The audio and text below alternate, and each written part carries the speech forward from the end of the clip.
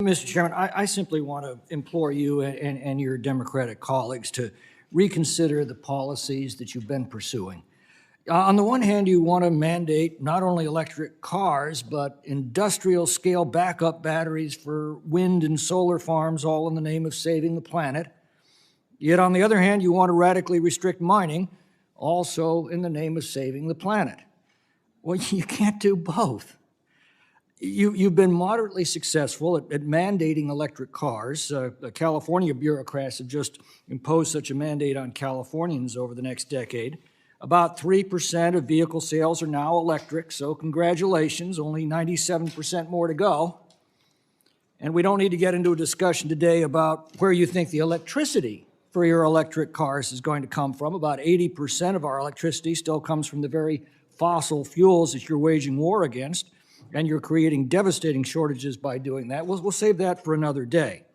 But let's just look at the mining requirements.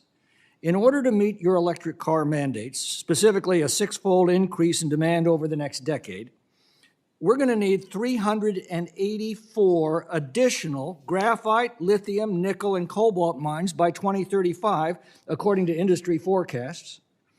Expensive recycling mandates will only reduce this number to 336 new mines that we're going to need.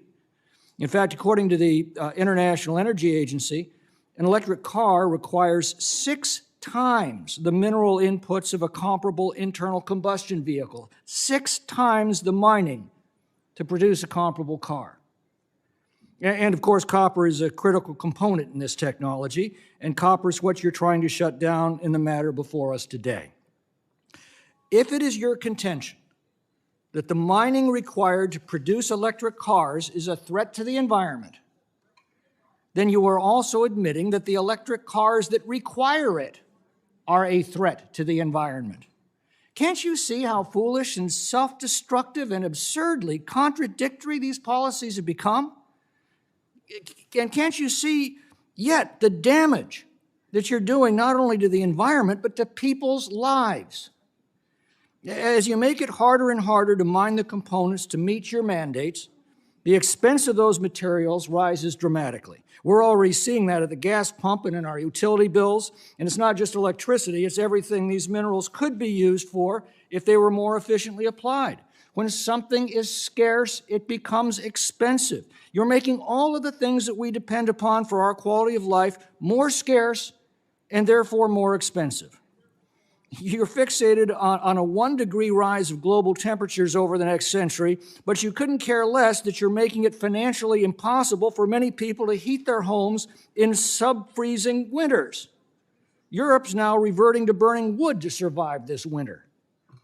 This is not going to end well for humanity, and it's not going to end well for your party as more and more people connect the dots between your policies and the conditions that they're now suffering. You need to stop this. The resolution before us will at least shed some light on the inexplicably absurd decision that your administration made to unilaterally thwart a bipartisan legislative act and to impede one of the most important copper mines in America. And frankly, you need this information more than we do, because maybe it will dissuade you from continuing with the childish fantasies and the self-destructive policies that you are going to be held accountable for, both by voters and by history. I yield back.